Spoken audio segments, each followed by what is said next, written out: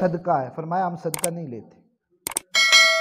پہلی نشانی آزما لی, واپس آ گئے. دوسرے دن وہی کھجوریں اٹھائیں. یا رسول اللہ یہ قبول کریں, یہ تحفہ ہے.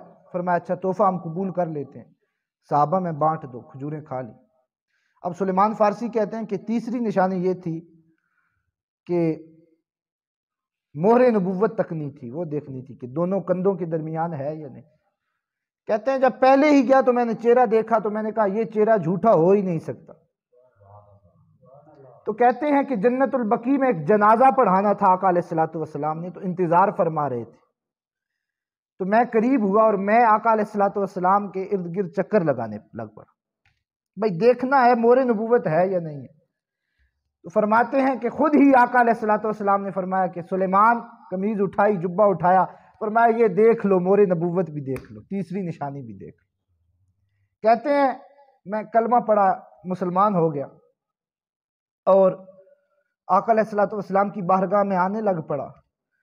تو ایک دن التجا کی, یا رسول اللہ میں غلام ہوں, کفار کا, مشرکوں کا غلام ہوں, تو بڑا ظلم کرتے ہیں, میں ان سے آزاد ہونا چاہتا.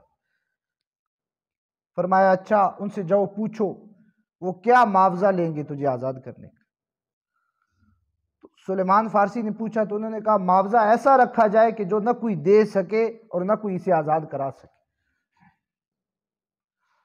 تو انہوں نے کہا کہ 300 درخت کھجور کے لگاؤ, ایک باغ تیار کرو, اور جب وہ پھل دینے لگ پڑے نا اس وقت تم آزاد ہو, اور ساتھ 40 اوقیہ سونا بھی دو. اس وقت غالباً 40 اوقیہ سونے کی جو قیمت بنتی ہے نا وہ 5 کروڑ کے لگ بھگ ہے, 4 کروڑ اور 70 لاکھ. انہوں نے کہا 40 اوقیہ سونا دو اور 300 باغ کھجوروں کا لگاؤ. اب کتنا وقت لگے گا, کھجور کا پودا لگے گا, تیار ہوگا. آئے یا رسول اللہ وہ تو یہ معاوضہ ان کی ڈیمانڈ یہ ہے. فرمایا اچھا میں خود آؤں گا, باغ لگاؤں گا. 300 پودا لگایا اور امام الانبیاء کے غلاموں وہ 300 پودا, ایک روایات میں ہے کہ اسی وقت, اسی دن یا اس سے دوسرے دن, اور ایک روایت میں ہے کہ 1 سال بعد وہ تیار ہو گیا اور پھل بھی دینے لگ پڑا. کہا یہ ایک ڈیمانڈ پوری ہوگی. انہوں نے کہا اب 40 اوقیہ سونا لے آؤ.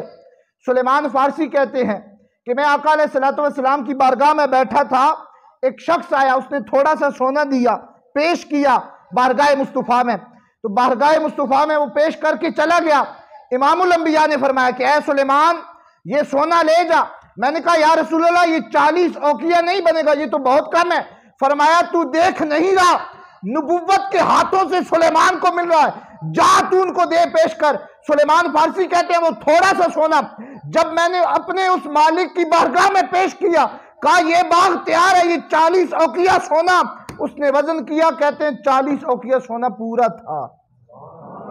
میں آ گیا. اب سنو جو بات کرنے لگا تھا. وہ فرماتے ہیں میں واپس پلٹا, اب بارگاہ مصطفیٰ میں بیٹھا رہا, خدمت کرنے لگ پڑا, قربانیاں دینے لگ پڑا.